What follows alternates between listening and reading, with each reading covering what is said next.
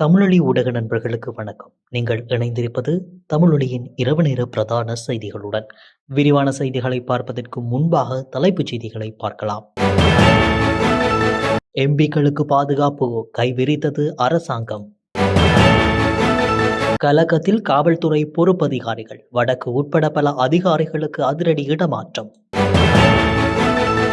மீரிகம வில்வத்த பகுதியில் ரயில் தடம் புரள்வு, போக்குவரத்து சேவைகள் பாதிப்பு. டயர் தொழிற்சாலையில் தீ பரவல். ஹந்தான வனப்பகுதியில் தீ விபத்து. இலங்கைக்கு கடல் வழியாக கடத்தப்படவிருந்த கொசு விரட்டும் பக்தி பாக்கெட்டுகள் பறிமுதல். இலங்கையில் கட்டாயமாக்கப்படும் நடைமுறை வெளியானது அறிவிப்பு. நாடளாவிய ரீதியில் போதைப் பொருட்களுடன் 1314 பேர் கைது. ஜாலில் காணாமல் போன சிறுவன், பெற்றோர் விடுத்த கோரிக்கை. ஜாலில் பெண்ணொருவரின் தங்கச் சங்கிலியை பறித்துச் சென்ற நபர் மடக்கி பிடித்த பொதுமக்கள். டிராக்டருடன் மோதிய மோட்டார் சைக்கிள், இளைஞன் பலி, குழந்தை படுகாயம். தொடர்பான விரிவான செய்திகள். எதிர்க்கட்சி எம்பிக்கள் உடனடி பாதுகாப்பை வழங்குமாறு கோரிக்கை விடுத்த போதிலும் எம்பிக்களுக்கு பாதுகாப்பு வழங்குவது குறித்து அரசாங்கம் பொதுவான முடிவை எடுக்கவில்லை என்று பொது பாதுகாப்பு அமைச்சர் ஆனந்த விஜயபால கொழும்பு ஊடகம் ஒன்றிடம் தெரிவித்தார். எந்தவொரு எம்பிக்கும் பாதுகாப்பு வழங்கப்பட்டால் அதை செய்வதற்கு முன்பு அவரது உயிருக்கு ஏதேனும் அச்சுறுத்தல் உள்ளதா என்பதை விசாரிப்பது அவசியம் என்றும் அவர் கூறினார். இருப்பினும் நாட்டில் எம்பிக்களுக்கு பெரிய அச்சுறுத்தல் எதுவும் இல்லை என்றும் அத்தகைய அச்சுறுத்தல் இருந்தால் அவர்கள் சில குழுக்களுடன் ஒப்பந்தங்களை கொண்டுள்ளனர் என்றும் அமைச்சர் குறிப்பிட்டார். இருப்பினும் சாணக்கியன், ராசமாணிக்கம் போன்ற எம்பிக்களின் உயிருக்கு அச்சுறுத்தல் இருப்பது தெரிய வந்தால் அவர்களுக்கு ஏற்கனவே தேவையான பாதுகாப்பு வழங்கப்பட்டுள்ளதாக அமைச்சர் ஆனந்த விஜயபால மேலும் தெரிவித்தார். காவல்துறையில் உள்ள மிக மூத்த அதிகாரிகளின் பதவிகள் மற்றும் கடமைகள் மாறவுள்ளதாக காவல்துறை தலைமையக வட்டாரங்கள் தெரிவிக்கின்றன. யூடியூப் ஊடகவியலாளர்களை தொடர்பு கொண்டு காவல்துறை அதிபருக்கு எதிராக அவதூறு பிரசாரம் செய்ததாக கூறப்படும் மூத்த காவல்துறை அதிகாரி மீது விசாரணைகள் தொடங்கப்பட்டவுடன் இந்த மூத்த அதிகாரிகளின் இடமாற்றங்கள் நடைபெறும் என்று அந்த வட்டாரங்கள் மேலும் தெரிவித்தன. அதன்படி நிர்வாகத்திற்கான காவல்துறையின் மூத்த டிஐஜியாக பணியாற்றி வந்த லலித் பத்திநாயக்க அந்த பதவியிலிருந்து நீக்கப்பட்டு மத்திய மாகாணத்திற்கு பொறுப்பான மூத்த டிஐஜியாக நியமிக்கப்பட்டுள்ளார். மூத்த டிஐஜி சஞ்சீவ தரமரத்ன காவல் நிர்வாக பிரிவின் தலைவராக நியமிக்கப்பட உள்ளதாக காவல்துறை வட்டாரங்கள் தெரிவிக்கின்றன. சஞ்சீவ மெதவத்த மேல் மாகாணத்திற்கு பொறுப்பான புதிய மூத்த டிஐஜியாக நியமிக்கப்பட உள்ளதாக தெரிவிக்கப்படுகிறது. மேலும் வடக்கு மாகாணத்திற்கு பொறுப்பான மூத்த டிஐஜி திலக் தனபால வடமத்திய மாகாணத்திற்கும், மூத்த டிஐஜி புத்திக சிறிவர்த்தன வடமாகாணத்திற்கு மாற்றப்பட உள்ளதாக தெரிவிக்கப்படுகிறது. ரயில் ஒன்று தடம் புரண்டதால் பிரதான மார்க்கத்தில் ரயில் போக்குவரத்து பாதிப்பு ஏற்பட்டுள்ளது. மீரிகாம மற்றும் வில்வத்த ரயில் நிலையங்களுக்கு இடையில் இன்று எரிபொருள் ஏற்றிச் சென்ற ரயில் ஒன்றே இவ்வாறு தடம் புரண்டுள்ளதாக ரயில்வே திணைக்களம் தெரிவித்தது. தடம் புரண்ட ரயிலை மீண்டும் தடமேற்றும் நடவடிக்கைகள் இடம்பெற்று வருவதாக அந்த திணைக்களம் குறிப்பிட்டுள்ளது. திவ்லுப்பட்டியாவில் உள்ள டயர் தொழிற்சாலையில் தீப்பரவல் ஏற்பட்டுள்ளது. இன்று காலை இந்த தீப்பரவல் ஏற்பட்டுள்ளதாக தெரிவிக்கப்படுகிறது. தீப்பரவலை கட்டுப்படுத்த 3 தீயணைப்பு வாகனங்கள் அனுப்பி வைக்கப்பட்டுள்ளதாக தீயணைப்பு படை தெரிவித்துள்ளது. இந்த தீப்பரவலுக்கான காரணம் இதுவரை தெரியவில்லை. கண்டியில் உள்ள ஹந்தான வனப்பகுதியில் தீ விபத்து ஏற்பட்டுள்ளது. மானாகாட்டில் இந்த தீ விபத்து ஏற்பட்டதாக அனர்த்த முகாமைத்துவ மையம் தெரிவித்துள்ளது.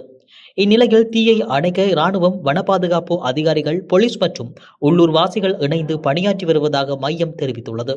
தனுஷ்கோடிக்கு அடுத்த சேரான்கோட்டை கடற்பகுதியில் இருந்து இலங்கைக்கு கடத்துவதற்காக சரக்கு வாகனத்தில் கொண்டுவரப்பட்ட 720 கொசு விரட்டும் பத்தி பாக்கெட்டுகள் கியூ பிரிவு போலீசாரால் பறிமுதல் செய்யப்பட்டுள்ளன. சேரன்கோட்டை கடற்கரை பகுதியில் இருந்து இலங்கைக்கு படகு மூலம் பொருட்கள் கடத்த இருப்பதாக கியூ பிரிவு போலீசாருக்கு கிடைத்த தகவலின் அடிப்படையில் ராமநாதபுரம் கியூ பிரிவு காவல் ஆய்வாளர் ஜானகி தலைமையில் கியூ பிரிவு போலீசார் சேரான்கோட்டை கடற்கரை பகுதியை இன்று அதிகாலை கண்காணித்தனர். அப்போது கோவை மாவட்டம் பதிவெண் கொண்ட சரக்கு வாகனத்தில் 12 அட்டை பெட்டிகளில் இருந்து 720 கொசுவிரட்டும் பத்தி பெட்டிகளுடன் வாகனத்தின் சாரதி உட்பட 2 இருந்தனர். அவர்கள் கியூ பிரிவு போலீசாரை கண்டதும் தப்பியோட முயன்றதால் போலீசார் இருவரையும் மடக்கி பிடித்து விசாரணை செய்துள்ளனர். விசாரணை செய்ததில் இலங்கைக்கு படகு மூலம் சட்டவிரோதமாக கடத்துவதற்காக 12 அட்டைப்பெட்டிகளில் கொசுவிரட்டும் பத்திகளை கொண்டு வந்து கடற்கரை பகுதியில் பதுக்கி வைத்து அரிச்சல்முனை அருகே கடலில் நிறுத்தி வைத்துள்ள பதிவு எண் இல்லாத படகு இருந்து சேரான் கோட்டை கடற்கரைக்கு கொண்டு வந்து கொசு விரட்டும் பத்தி பண்டல்களை இலங்கைக்கு கொண்டு செல்ல திட்டமிட்டிருந்தது தெரிய வந்தது. 12 அட்டை பெட்டிகளில் இருந்த கொசு விரட்டும் பத்திகள், சரக்கு வாகனம் ஆகியவற்றை பறிமுதல் செய்து ராமேஸ்வரம் சுங்கத்துறையினரிடம் கியூ பிரிவு போலீசார் ஒப்படைத்துள்ளனர். பழச்சாறு பானங்கள் கட்டாயமாக இலங்கை தரச் சான்றிதழ் முத்திரையை கொண்டிருக்க வேண்டும் என நுகர்வோர் விவகார அதிகார சபை அறிவுறுத்தியுள்ளது. உள்ளூரில் உற்பத்தி செய்யப்படும் உடனடியாக பருகக்கூடிய அனைத்து பழச்சாறு பானங்களும் கட்டாயமாக இலங்கை தரச் சான்றிதழை கொண்டிருக்க வேண்டும். அத்துடன் இதே வகையைச் சேர்ந்த இறக்குமதி செய்யப்பட்ட பழச்சாறு பானங்கள் விற்பனைக்கு வருவதற்கு முன் இறக்குமதி பரிசோதனை திட்டத்தின் கீழ் முன் அனுமதி பெற வேண்டியது அவசியம் எனவும் நுகர்வோர் விவகார அதிகார சபை தெரிவித்துள்ளது. குறித்த விதிமுறை தேசிய உணவு மற்றும் பான தரச் சான்றிதழ் தேவைகளுக்கு இணங்க நுகர்வோருக்கான தயாரிப்பு பாதுகாப்பு தரத்தையும் உறுதி செய்வதை நோக்கமாக கொண்டது என தெரிவிக்கப்பட்டுள்ளது. அத்துடன் இதுகுறித்து நுகர்வோர் தரங்களின் முறைப்பாடுகளை 1977 என்ற நுகர்வோர் விவகார ஆணையத்தின் இலக்கத்திற்கு தொடர்பு கொண்டு அறிவிக்க முடியும் என அறிவிக்கப்பட்டுள்ளது. முழு நாடுமே ஒன்றாக தேசிய வேலை திட்டத்தின் கீழ் பொலிஸ்மா அதிபரின் அறிவுறுத்தலுக்கு அமைய நாடளாவிய ரீதியில் நேற்று சனிக்கிழமை மேற்கொள்ளப்பட்ட போதைப்பொருள் தடுப்பு நடவடிக்கையின் போது பலர் கைது செய்யப்பட்டுள்ளனர். போலீஸ் ஊடக பிரிவு இன்று வெளியிட்டுள்ள அறிக்கையில் இந்த விடயம் தெரிவிக்கப்பட்டுள்ளது.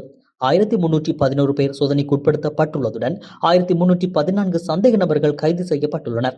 அவர்களில் 31 பேர் தடுப்பு காவல் உத்தரவுகளை பெற்றுள்ளனர். மேலும் 8 பேர் மறுவாழ்வு நிலையங்களுக்கு அனுப்பி வைக்க பரிந்துரைக்கப்பட்டுள்ளனர் என்றும் தெரிவிக்கப்படுகிறது. அவர்களிடமிருந்து 863 gram 137 milligram heroin, 1 kilogram 202 gram 247 milligram ice, 1 gram 42 milligram heroin, 197 kilogram 298 gram 971 milligram ganja, 50,823 ganja செடிகள், 6 கிராம் 72 மில்லிகிராம் குஷ் ரக போதைப்பொருள், 20 கிராம் 783 மில்லிகிராம் ஹஷீஷ் ரக போதைப்பொருள், 1415 போதை மாத்திரைகள் மற்றும் 993 கிராம் 748 மில்லிகிராம் மாவா போதைப்பொருள் என்பன கைப்பற்றப்பட்டுள்ளதாக போலீஸ் ஊடக பிரிவு மேலும் தெரிவித்துள்ளது. ஜாலில் சிறுவனொருவன் காணாமல் போயுள்ளதாக அவரது தந்தை போலீஸ் நிலையத்தில் முறைப்பாடு பதிவு செய்துள்ளார். 17 வயதுடைய மகன் சானா சயோசியன் என்ற சிறுவனை இவ்வாறு காணாமல் போயுள்ளார். ஜாழ்ப்பாணம் மல்லாகம் நரியிட்டான் பகுதியில் வசித்து வந்த குறித்த இளைஞன் கடந்த 31/10/2025 வெள்ளிக்கிழமை வீட்டை விட்டு சென்ற நிலையில் வீடு திரும்பவில்லை என பெற்றோர் முறைப்பாடு பதிவு செய்துள்ளனர். குறித்த தகவல் தெரிந்தவர்கள் பெற்றோர் அல்லது தெல்லிப்பள்ளி போலீசாருக்கு தகவல் வழங்குமாறு கோரிக்கை விடுக்கப்பட்டுள்ளது.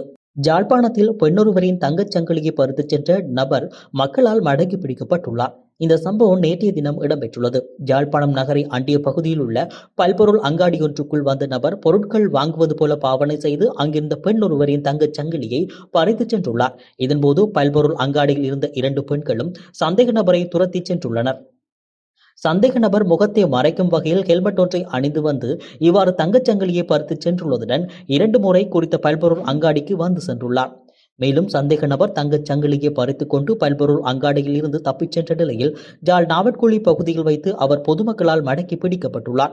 சந்தேக நபரை மடக்கி பிடித்த ஊர் மக்கள் போலீசாருக்கு அறிவித்ததோடு அவரிடமிருந்து தங்க நகையை பெற்றுக் கொள்ள முயற்சித்துள்ளனர். இதன்போது சந்தேக நபரிடமிருந்து அறுத்து செல்லப்பட்ட தங்கச் சங்கிலி மற்றும் ஒரு தொகை பணம் என்பன மீட்கப்பட்டுள்ளன. சம்பவ இடத்திற்கு வரவழைக்கப்பட்ட போலீசார் சந்தேக நபரை கைது செய்து அழைத்துச் சென்றதுடன் சம்பவம் தொடர்பான மேலதிக விசாரணைகளை மேற்கொண்டு வருகின்றனர். தலாவா போலீஸ் பிரிவுக்குட்பட்ட தலாவா 419 கிராம வீதியில் நேற்றைய தினம் இரவு இடம்பெற்ற வாகன விபத்தில் ஒருவர் உயிரிழந்துள்ளார். மோட்டார் சைக்கிள் ஒன்று எதிர் திசையில் இருந்து வந்த டிராக்டர் மோதியதில் இந்த விபத்து நேர்ந்துள்ளது. இந்த விபத்தில் மோட்டார் சைக்கிள் ஓட்டுநர், டிராக்டரில் பயணித்த ஒருவர் மற்றும் ஒரு குழந்தை காயமடைந்தனர். இதன்போது மோட்டார் சைக்கிள் ஓட்டுநர் அனுராதபுரம் வைத்தியசாலையில் அனுமதிக்கப்பட்டதன் பின்னர் சிகிச்சை பலனின்றி உயிரிழந்துள்ளார். உயிரிழந்தவர் தலாவா கிங்குருவ பகுதியைச் சேர்ந்த 29 வயதுடையவர் என தெரிவிக்கப்படுகிறது. சடலம் அனுராதபுரம் வைத்தியசாலையில் பிரேத அறையில் வைக்கப்பட்டுள்ளதுடன் தலாவா போலீசார் மேலதிக விசாரணைகளை மேற்கொண்டு வருகின்றனர். இத்துடன் தமிழொலியின் இரவு நேர பிரதான செய்திகள் நிறைவடைகின்றன. இதுபோன்ற செய்திகளை உடனுக்குடன் பெற்றுக்கொள்ள தொடர்ந்தும் தமிழொலியுடன் இணைந்திருங்கள். வணக்கம்.